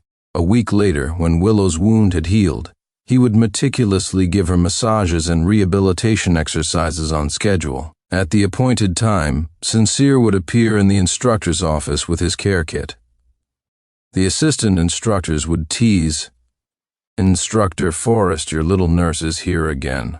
Sincere had gone from blushing furiously to remaining unfazed. He walked up to Willow, his face serious. "You're late, Instructor Forrest." Willow pointed to the documents in her hand. "Just a little more. I'll come find you when I'm done." Sincere raised an eyebrow at her, saying nothing. She relented, raising her hands. Okay, I'm going." The assistant instructor snickered. The fearless Iron Lady Instructor Forrest has met her match. Truly, every dog has its day. Indeed, even tempered steel bends to a gentle touch. Is our base about to host a wedding? Hearing the whispers behind her, Willow raised her eyebrows. The two of them walked into the stargazing room. Sincere skillfully lowered the chair, tore off the old plaster, applied medicinal oil, and began the massage. Willow looked at his serious expression and couldn't resist teasing him. "Classmate Sincere, my reputation has been completely ruined by you." Sincere paused, saying nothing. Willow also stopped smiling. "It was just a joke, don't mind it. I'll tell them to shut up later, Willow, let me think about it." Sincere looked up at her, his tone very serious. "Before the closed training ends, I'll give you an answer." In his heart he knew he probably had fallen for Willow. However, he didn't know if he was once again seeing Willow as a salvation, just like he had with Victoria. He didn't want to get caught in another relationship where he lost himself. He needed to sort out his thoughts properly. Willow's expression was gentle. "Okay, take your time." Neither of them spoke. After the rehabilitation session, as they came out of the stargazing room, they ran into a group of people. It was the owner of the base giving a tour to investors. One of the women saw Sincere and her face lit up with surprise. "Sincere, you're really here. I've been looking for you for so long." Sincere froze. It was Victoria. How could she be here? Victoria was slightly out of breath. The immense joy made the already thin oxygen at high altitude even scarcer. Ever since she learned Sincere had joined the deep space program, she had disregarded her family's objections and insisted on joining too. But she had angina, and her physical examination was not up to par. Later, she tried many ways to invest in the project, but the owner was too low profile. She had to ask around for a long time before finally making a connection, and only now gained the qualification to visit the base. Victoria quickly walked up to Sincere, took his hand and said excitedly, "Sincere, come back with me. I've handled everything at home. From now on it'll just be you and me. We'll live a good life together." Sincere, noticing the strange looks from others, forcefully pulled his hand away and then pushed open the door of the stargazing room. "Let's talk inside." Victoria followed him into the room. Just as the door was about to close, Willow held it open. Victoria narrowed her eyes at her.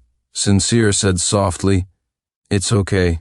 I'll make things clear to her." Willow looked at him for a few seconds, then said, "I'll be right outside the door." Sincere nodded and closed the door.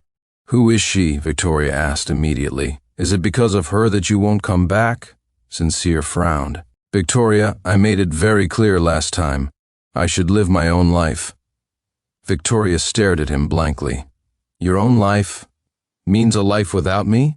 "Sincere, you said we would be together forever." Sincere lowered his head. "Victoria, you were the one who changed first." Victoria's eyes instantly turned red. "I haven't changed, Sincere. I've thought it through. In this life, I only want to be with you. I can only be with you. No one else matters. I just got sidetracked for a while.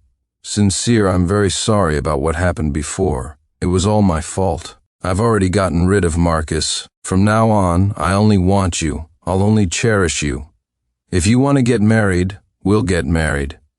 She approached him, her eyes red. "I'll give you anything you want. Can you please not leave me? Victoria really can't live without you." Sincere had never seen her like this. In his memory, Victoria had always been high-spirited, free, and unrestrained. But now she had lost a lot of weight. Her face was haggard, and her expression was sorrowful. Sincere suddenly realized that this relationship had left both of them with more pain than happiness. He sighed. "Victoria, I'm the one who changed. I don't like you anymore." Victoria looked as if she had suffered a massive blow. Her eyes dulled, her cheeks twitched slightly, and she stood there, lost and devastated. "You don't like me anymore. How can you not like me? Sincere, you were the one who proposed to me. You were the one who wanted to be with me forever. I just made a mistake for a bit. How could you stop liking me?" She clutched her chest, her face pale and ashen, looking as if she might collapse at any moment. Sincere sensed something was wrong and stepped forward to support her. "Victoria, what's wrong? Is it your angina?" Victoria gripped his hand tightly, with all her strength, staring at him intently. "Sincere, you still like me, right? You're just angry, right? Please, don't be so cruel to me." Sincere tried hard to pull his hand away to call for help. Just as he turned, Victoria collapsed straight to the floor. Victoria was sent down the mountain overnight. Her physical condition did not permit her to be at high altitude. She had insisted on coming to find Sincere recklessly. Alistair Sterling was furious. "You've been fooling around for 6 months, and now you've nearly lost your life. Do you still remember you're the head of the Chin Corporation? You have the responsibilities of a Sterling. Look at what a wreck you have made of your body for a man. If you want to act recklessly, the Sterling family cannot be destroyed by you while I can still manage. You must give me an heir this year." Victoria lay in bed, dazed. Have a child? Besides Sincere, who was qualified to make her bear his child? But they couldn't have children. They were... In the middle of the night, the ward door was pushed open, and a man walked in. Old Master Quinn said, "Considering your years of unrequited love for the young lady, he's giving you one last chance. You'd better seize it." Marcus Thorne, wearing a thin shirt, approached the hospital bed step by step. In the months since the engagement was broken, he had been ridiculed by everyone, and the Thorne family's collaborations had been severed, putting them in a difficult situation. He had begged countless people to see Victoria, but was always turned away. If she hadn't made such a fuss over Sincere, and if respectable families hadn't wanted to get involved, Alistair Sterling wouldn't have given him this chance. As long as he got her pregnant, all their difficulties would be resolved. Victoria wouldn't abandon him either. Marcus silently lifted the blanket and reached to unbutton Victoria's clothes. The next second, his hand was gripped tightly and flung backward violently. The back of his head slammed against the wall. A sharp pain shot through him, and he cried out, collapsing to the floor. Victoria had already sat up, her sinister eyes fixed on him. "Didn't I tell you to get out of Port City and never appear before me again for the rest of your life?" Marcus, tears in his eyes, looked at the woman he had loved for many years, his heart aching. "Why can you be so cruel to me? I love you so much. Why can't you accept me? What kind of love potion did that little swine Sincere give you? Why can't you let him go?" "Shut up." Victoria grabbed a water glass and smashed it violently on the floor. Shards of glass cut Marcus's cheek. He looked despairingly at the enraged woman. Victoria said word by word, "He's good in every way. You're not even comparable to a single strand of his hair." Marcus lowered his head, then suddenly burst into maniacal laughter. "Isn't he just a little bastard who seduces his Aunt Victoria Sterling? You think I don't know your relationship?" Victoria froze, staring at him intently. "What did you say?" Marcus looked up, screaming hysterically. "I saw your investigation files. You two are paternal aunt and nephew. It's disgusting you don't want me, but you've been involved with your nephew for 10 years. Victoria Sterling, if people outside found out, what do you think would happen to you? What would happen to the Sterling Corporation?" Victoria clenched her fists tightly, her eyes blazing as she glared at Marcus. "I'm warning you, don't go around spouting nonsense, or I'll nonsense. Look at this." Marcus pulled out a photo from his phone and showed it to Victoria. He had photographed all of Victoria's investigation reports. which clearly showed that Sincere and Victoria's cousin, Charles Sterling, were father and son. "Don't rush. There's more." He continued to scroll, revealing screenshots of Sincere's private social media account. On this account, unknown even to Victoria, Sincere had documented all his secret crush feelings and his proposal diary. From age 15 to 22, it recorded the adolescent feelings of his entire youth. What should have been their beautiful memories had now become blackmail material in Marcus's hands. He sneered, "Marry me, or I'll expose all of this right now, Victoria Sterling. I'm a desperate man with nothing to lose." "But you have the Sterling family's century-old legacy, and the reputation of the man you love. Do you dare to gamble with me?" Victoria's body tensed like iron, wishing she could tear the crazed man before her to shreds. But she had to admit he had her cornered. The barefooted are not afraid of those who wear shoes. She had too much to consider. She had to stabilize him first. "Fine. As long as you keep your mouth shut, I'll marry you." Marcus grinned triumphantly, a look that was half cry, half laugh. "You won't trick me again this time. I want you to personally announce to the whole world that you're marrying me. The wedding should be as soon as possible. 100 times grander than the last one. I want to become the master of the Sterling house in style. Vicky, we're together after all." Victoria closed her eyes. In the darkness, Sincere's face appeared. He was hugging her neck, coaxing. Victoria can't abandon Sincere. Sincere wants to be with Victoria forever. Tears welled up in her eyes. "Yes, we'll be together forever." Overnight, all media headlines reported the marriage between the Sterling and Thorne families. The feuding wealthy fiancés from a year ago rekindling their romance kept netizens buzzing with gossip.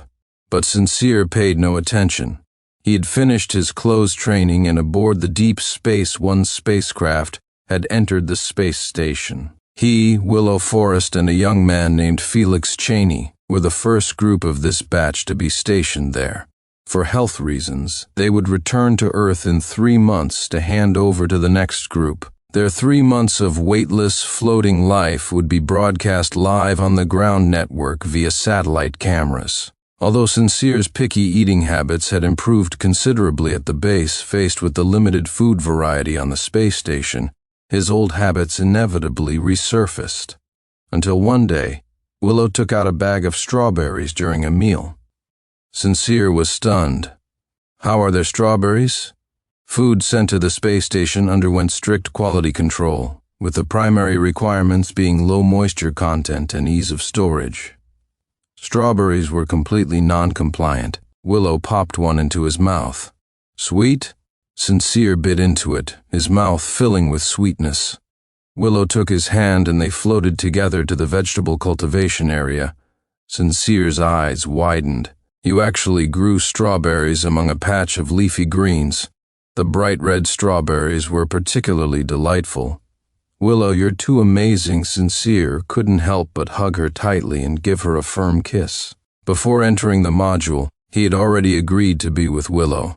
He was very sure that his feelings for Willow were completely different from his feelings for Victoria. He didn't just want to rely on her, he also wanted to take care of her. Now that their relationship was confirmed, Sincere was no longer awkward and boldly expressed his feelings.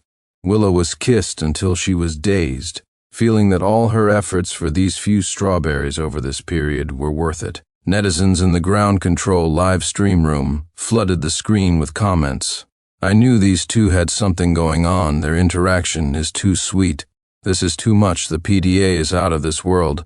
Someone get a director. Quick, a space romance." Story Sincere and the others couldn't see the live stream and didn't know that netizens on Earth were already shipping him and Willow as the Sincillo couple.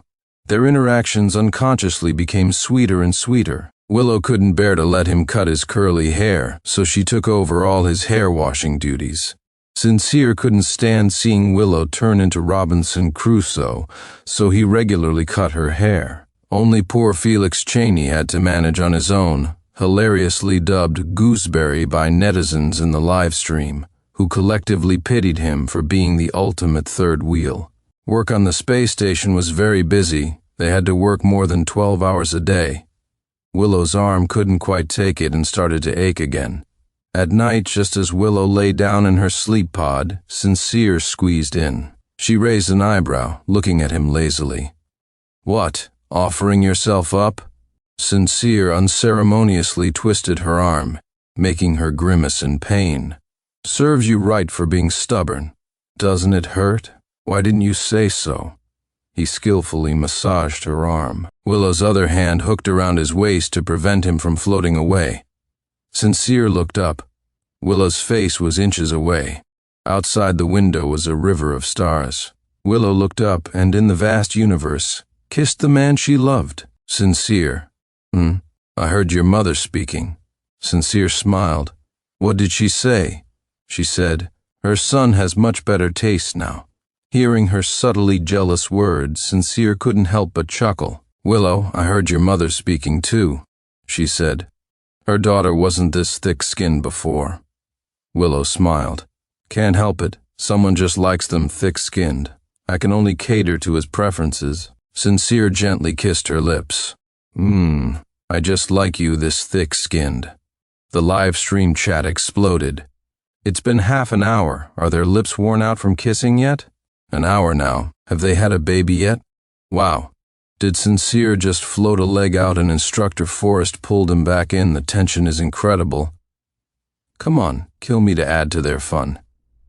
Netizens were completely hooked. Only Victoria, pale-faced, watched Sincere's live stream on a large screen in the villa's basement home theater. Her eyes were filled with despair. "Sincere, do you really not want your Victoria anymore?" 2 months passed in a flash, and it was New Year. A New Year's Eve dinner was also prepared on the space station. Various delicacies floated around, and the trio playfully tossed dumplings to feed each other in mid-air, having a blast. While the other two were childishly having a dumpling fight, Sincere brought out a plate from under the table. Willow looked closely. It was actually a strawberry cake. Sincere smiled. "Happy birthday, Willow." Willow stared at him. You knew, her birthday happened to fall on a major holiday like New Year's Eve, so she had never celebrated it growing up. She never expected him to remember. Sincere brought the cake to her and let it float. "You grew the strawberries. I made the cake. Willow, are you happy?" Willow looked at his sparkling eyes, reached out, pulled him closer, and kissed him deeply. The cake floated in front of the live stream camera. Netizens couldn't see it clearly, but they were still excited enough to make this space cake kiss a trending topic. Their images were projected onto a giant electronic screen. Victoria crushed the wine glass in her hand. Red wine mixed with blood flowed down her hand, but she showed no reaction, masochistically staring at the deeply kissing couple on the screen. Her Sincere was now someone else's. Was it really impossible for her to win him back? Click. The door lock opened, and Marcus Thorne walked in, turning on the main lights. The bright light made Victoria's pupils contract. She said coldly, "Get out." Marcus was drunk. He looked around, then laughed and cried, "Victoria Sterling, you really are a pervert. Plastering your nephew's photos all over the basement. What do I lack compared to him? Tell me why can't you even look at me? We're married. I'm your husband. You can't treat me like this." He collapsed to the floor in despair. Victoria looked at him coldly. "If you dare come to this villa again, I'll release all those photos of yours." Marcus looked at her with hatred, then unsteadily got up and walked out. Not long after they married, Victoria had someone take photos of him fooling around outside. Now they were in a standoff, each holding leverage over the other. The more he looked at this house, the angrier he became. When Sincere left, he had cleared out everything related to himself. Victoria had actually found every single item and brought it back, even replanting the roses in the courtyard one by one with her own hands. The villa now looked exactly as it did when Sincere had lived there for 10 years. She cared too much about that man. Marcus gritted his teeth in hatred. As soon as Sincere appeared, he would have no chance of winning. Victoria was willing to give him anything, thinking about the live stream saying Sincere and his team would return to Earth next month. A venomous glint flashed in Marcus's eyes. He took out the pregnancy test report he had found in Victoria's bag and curled his lips into a faint smile. This man, Sincere Knight, could not be allowed to stay. He had to destroy him. Sincere never expected that the day he landed, he would be met with an overwhelming wave of online abuse. Marcus Thorne, holding their marriage certificate and the investigation report on Sincere's parentage, live-streamed an accusation that Sincere had interfered in his marriage and engaged in an incestuous affair by seducing his wife. A year ago, Sincere Knight ran away from home on our wedding day, and Victoria Sterling abandoned the wedding on the spot to find him. I thought their aunt-nephew bond was just deep, so I didn't blame them. I never expected Sincere at such a young age to be capable of seducing women, not even sparing his own aunt. This is his secret crush diary posted on a private account.